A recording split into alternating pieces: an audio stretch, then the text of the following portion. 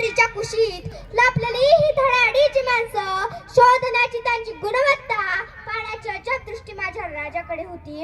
इतिहासातला पहिला काळ म्हणजे शिवकाळ. इथे माणसं जगण्यासाठी नाही तर एका पायावर मरण्यासाठी तयार झाली, म्हणून रयतेचे राज्य निर्माण झाले. बाजीप्रभू देशपांडे यांच्या बद्दल बोलायचं झालं तर शब्दच पुरे पडतात.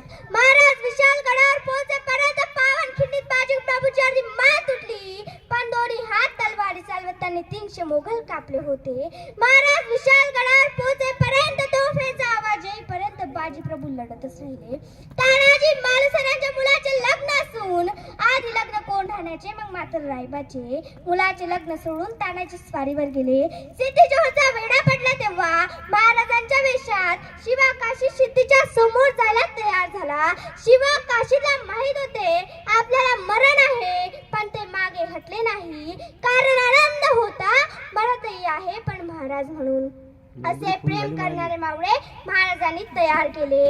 कोणताही जातीभेद धर्मभेद न करता त्यांनी स्वराज्यासाठी रक्त सांडवलं. महाराजांनी त्यांना त्यांच्या कुटुंबांना कधी एकटं सोडलं नाही, त्यांना जहागिरी दान केल्या.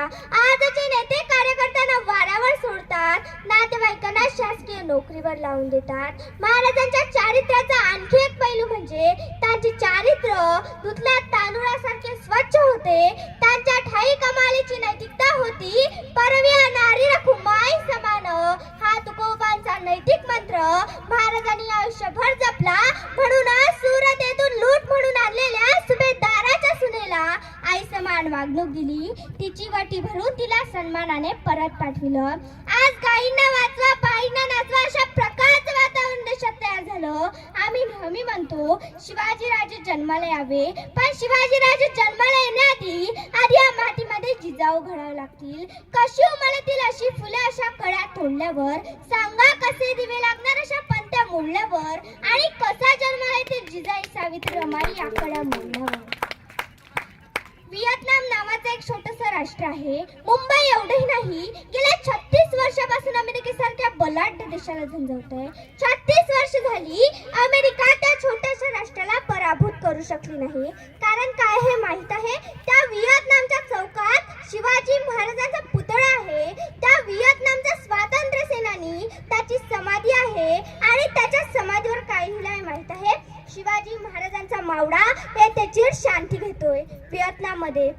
तेही जाऊ द्या, अमेरिकेच्या पोस्टल विद्यापीठामध्ये आंब्याच्या पोरांना 100 मार्कचा पेपर आहे, शिवाजी द मॅनेजमेंट गुरु. तेही जाऊ द्या, पाकिस्तानच्या अभ्यासक्रमात पाठ्यपुस्तकात धडा आहे, आदर्श राजा असा असावा. जगातली 100हून अधिक जास्त राष्ट्र महाराजांच्या गोरीला तंत्र युद्धाचा अभ्यासक्रम आपल्या अभ्यासक्रमात देत आहे, आणि माझ्या देशातल्या पाठ्यपुस्तकात शिवाजी महाराज किती आहे? थोडी आहे, तेही फक्त 4 पानात, तेही इतिहासाची खोडतोड करून. संभाजी तर सोडूनच द्या, संत तुकोबा, संत ज्ञानोबा कुठला इतिहास शिकणार हो आम्ही? आमची पोरे MPSC UPSC ला बसतात, आयुक्त, जिल्हाधिकारी, तहसीलदार होतात. मी त्यांच्या अभ्यासक्रमाचं पुस्तक पाहिलंय. काय हो त्यांचा अभ्यासक्रम? काय त्यांच्या अभ्यासक्रमात अमेरिकेची दडपशाही, फ्रान्सची राज्यक्रांती, रशियाचा साम्यवाद, इंग्लंडचे चहाचे मळे. अरे आमचे संत गडाले, आमचे उसाचे मळे जडाले. त्याचं बघा ना, अधिकारी इथले अभ्यासक्रम, तिथला काय व्यवस्था आहे देशाची. आमचा तानाजी कोंढाणा घ्यायला गेला, मग कोंढाणा जिंकला. मावडाने कोंढाण्यावर गवताची गंजी पेटवली. पांढरा धूर महाराजांना राजगडावर दिसला. राजे खडाडले, गडफत्ते झाला. पांढरा धूर हा संकेत आहे विजय मिळवल्याचा. एखादी अशुभ बातमी असेल तर काळा धूर करायचा. काळा धूर रायगडावर केला जायचा, काळा धूर राजगडावर दिसायचा.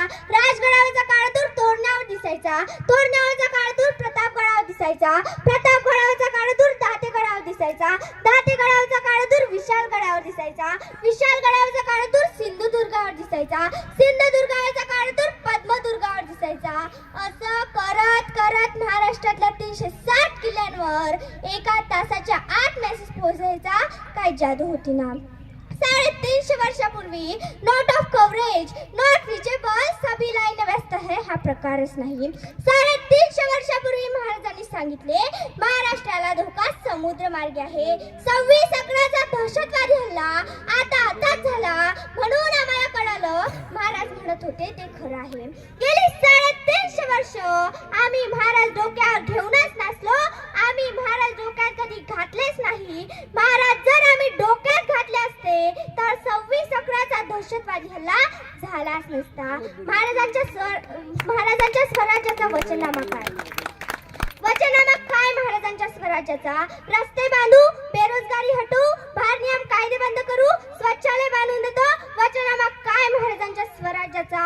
सर्वांस पोटास लावणे, 18 पगड जातीतील 12 बरोतेदारांची सुतार, लोहार, माळी, तेडी, साडी, कुंभी, मातंग, महार, धनगर, कोळी, चांभार या सर्वांना काम मिळालं पाहिजे.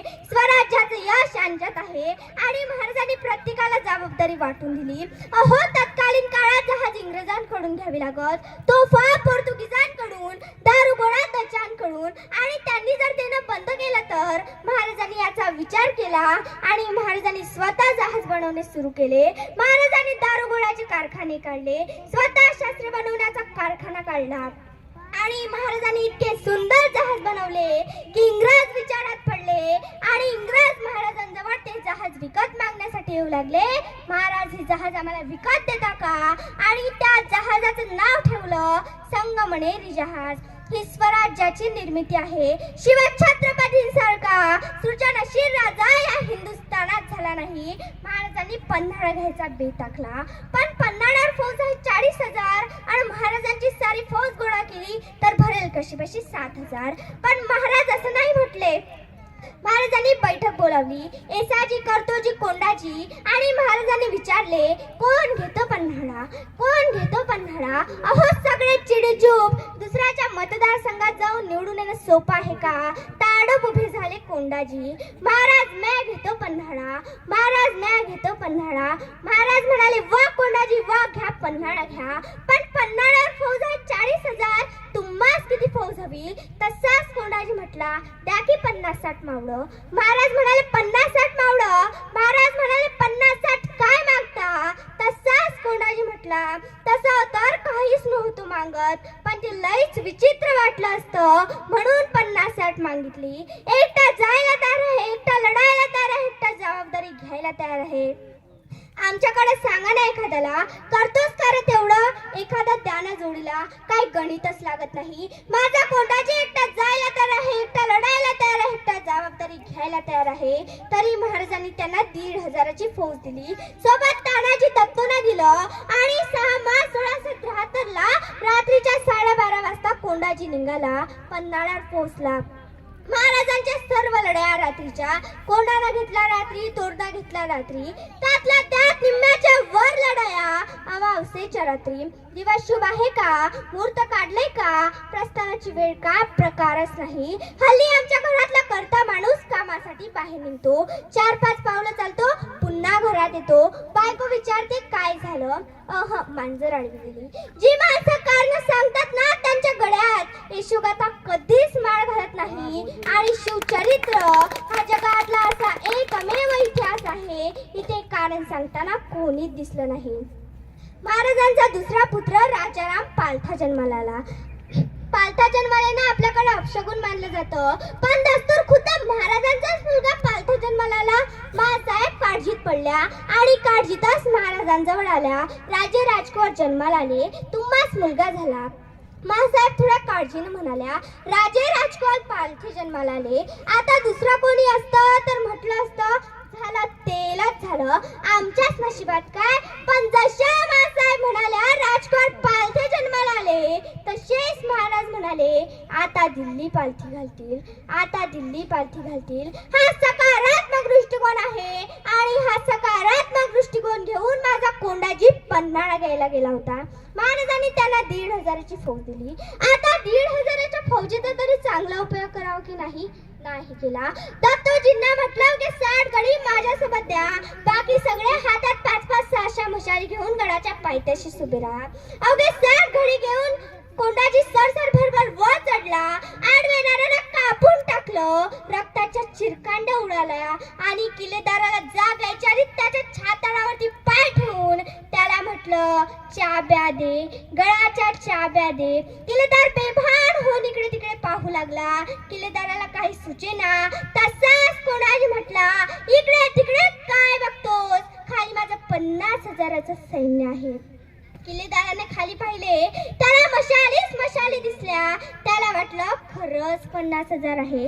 दिल्या चाब्या काढून सकाळी कळलं 1,500 होते. आम्ही करतो काय राजकारण, दंडाच्या बळावर मनाच्या चांगुलपणावर ते करता येत नाही, ते बुद्धीच्या कसरतीवर करावं लागतं. आणि महाराजांचं सर्व राजकारण हे बुद्धीच्या कसरतीवर आहे. बघा ना, पन्हाळा फौज आहे 40,000 आणि महाराजांची सारी फौज गोळा केली तर भरेल कशी 7,000. पण महाराज असं नाही म्हटले, त्यांची 40,000 आहे, आपली 7,000 आहे. बघू पुढच्या पंचवार्षिकला करू 20,000. कारण सांगणं हा प्रकारच नाही. तुम्ही काम किती करता याला महत्व नाही, तुम्ही काम कसं करता याला महत्व नाही, तुम्ही तुमच्या कामाचं नियोजन कसं करता हे फार महत्वाचं आहे. आणि या नियोजनाचा व्यवस्थेपणेचा शिवचरित्र हा सर्वोत्कृष्ट नमुना आहे. अफजल खानाला भेटून मारलं, शाहिस्त खानाला घरात घुसून मारलं. प्रत्येक वेळी वेगळी चाल. महाराजांनी प्रत्येक युद्धात प्रत्येक प्रसंगात वेगवेगळी माणसे वापरली. कुठला माणूस कुठं वापरायचा याचं अद्भुत तत्वज्ञान महाराजांजवळ आहे. बघा ना, अफजल खानाच्या भेटीच्या वेळी महाराजांनी दांडपट्टा फिरवणारा जीवा म्हाला घेतला. आणि संभाजी कावजी कशासाठी, जर अफजल खान वाचला तर त्याला जिवंत मारून टाकायचं. जीवा महालांना सांगण्यात आले, माझ्याकडे बघायचं नाही, अफजल खानाकडे बघायचं नाही, भास्कर कुलकर्णीकडे बघायचं नाही, तू फक्त सय्यद बंडा बघायचा, फक्त आणि फक्त सय्यद बंडा बघायचा. प्रत्येकाला जबाबदारी वाटून दिली आणि महाराज निघाले, शामियानात आले. अफजल खान कडाडला, ए हे शिवा आव, शिवा आव. खानाने हात वर केले, खानाने बाहू फैलावल्या आणि राजे खानाच्या मिठीत गेले. खानाने कट्यारीचा वार केला. तेवढ्यातच महाराजांनी काढले आपले वाघ नख आणि खुपसले खानाच्या पोटात, फाडले खानाचे पोट. खान कडाडला, दगा दगा दगा. तेवढ्यातच भास्कर कुलकर्णीने महाराजांच्या डोक्यावर तलवारीचा वार केला. महाराज बेसावत झाले आणि सय्यद बंडाचा दांडपट्टा महाराजांच्या मानेपर्यंत आला. जीवा महाराजांनी क्षणाचाही विलंब न करता सय्यद बंडाचा हात हवेतच उडून टाकला. म्हणून इतिहास फुटफुटला. होता जीवा म्हणून वाचला शिवा, होता जीवा म्हणून वाचला शिवा. शिवाजी राजे काय हा माणूस या महाराष्ट्रामध्ये जन्माला आला. शिवाजी महाराजांचा इतिहास वाचताना क्षणोक्षणी विचार येतो, किती सुंदर शिवाजी महाराजांचं प्रशासन होतं. आपण ढाल तलवारीच्या पलीकडे जाऊन विचार करायला हवा. महाराजांची न्याय व्यवस्था काय, महाराजांची उद्योग व्यवस्था काय, महाराजांची कृषी व्यवस्था काय. महाराजांनी सुरतेची लूट केली, ती काय फक्त सुरत लुटावी या उद्देशाने केली नाही, तर सुरतेतल्या व्यापाऱ्यांना कळावं, जर तुम्हाला इथे व्यापार करायचा असेल तर हे राज्य तुम्हाला स्वीकारावं लागेल. इथले जे काही नियम आहेत ते तुम्हाला स्वीकारावे लागतील. हा दम तेथील व्यापाऱ्यांना शिवाजी महाराजांना द्यायचा होता, म्हणून सुरतेची लूट केली. स्वराज्य उभं करताना आर्थिकदृष्ट्या राज्य सक्षम असलं पाहिजे, याकडे राजे कोणत्या अनुषंगाने बघतात. एकीकडे शेतकऱ्यांना कर लादू नका, दुष्काळाची परिस्थिती असेल इतके हळवे छत्रपती शिवाजी महाराज होते. खेळोजी राजे, शहाजी राजे यांचे भाऊ यांच्या पत्नी आंघोळीला गेल्या तर शत्रूच्या सैन्यानं त्यांना सुद्धा उचलून नेलं. सरदाराच्याच कुटुंबाची ही अवस्था असेल तर आपल्यासारख्या सर्वसाधारण लोकांचे काय हाल असतील, स्त्रियांची काय अवस्था असेल. म्हणून जिजामाता ठरवतात, शिवबा आपल्याला जनतेचे राज्य निर्माण करायचे आहे. स्वराज्य निर्मितीत मासाहेब जिजाऊ यांची खूप मोठी भूमिका आहे. शिवाजी महाराजांचा इतिहास, प्रशासकीय भूमिका ही आम्ही आमच्या सरकारने समजून घ्यायला पाहिजे. अफजल खान मार्गे काय सोपे होते? ज्या अफजल खानाच्या तावडीतून औरंगजेब मरता मरता वाचला. आम्ही समृद्ध असलो की आम्ही नाविन्यपूर्ण तंत्रज्ञान काही शोधत नाही. आणि महाराजांचं वेगळेपण यात आहे, महाराजांनी नाविन्यपूर्ण तंत्रज्ञान शोधण्यावरती आधी भर दिला. वेगवेगळी युद्धनीती आत्मसात केली, म्हणून शिवाजीराजे युगपुरुष ठरले. म्हणूनच महाराजांच्या कारकिर्दीला कलाटणी देणारी जर कोणती लढाई असेल तर त्या युद्धाचं जगभर नाव लौकिक आहे, ते म्हणजे प्रतापगडावरील युद्ध. खानाला मारले हे तर लोकांपर्यंत पोहोचले, पण त्यामागे काय प्लॅनिंग आहे, काय नियोजन आहे. छत्रपती शिवाजी महाराजांचे भाऊ संभाजी महाराजांना याच अफजल खानाने मारले. खानाला तर मारायचंच, पण मारणं काही सोपं नव्हतं. खानाला प्रतापगडावरच घेऊन येणं